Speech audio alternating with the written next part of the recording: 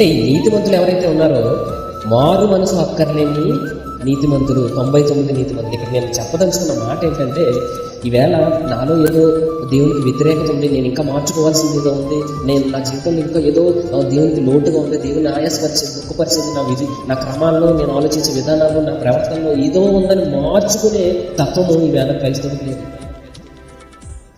ఏంటంటే we are good అయినా, లేకపోతే మన దేవుని దృష్టిలో మనం యథార్థంగా ఉన్నాం, మన నీతిమంతులుగా ఉన్నాం అనేసి సరిపెట్టుకుంటున్న భక్తి చేస్తున్నారు ఈవేళ క్రైస్తవులు. మారు మనసు పొందనక్కర్లేని 99 నీతిమంతులు. ఇక్కడ వేళ పరిశుద్ధాత్మ దేవుడు హెచ్చరిస్తూ మాట్లాడుతున్న మాట ఏంటంటే, అటువంటి మనసు మనలో కూడా ఉంటుందా? మార్చుకోవాలని, లేకపోతే ఎటువంటి లోపము లేదు, నేను మార్చుకోవాల్సింది ఏది లేదు, ఏసీ బిడ్డలాగా నేను జీవిస్తున్నాను ఏంటి, అటువంటి భావనలోనే నీతిమంతులుగా నువ్వు తీర్చబడిపోయానన్న భావనలో ఉంటున్నావా?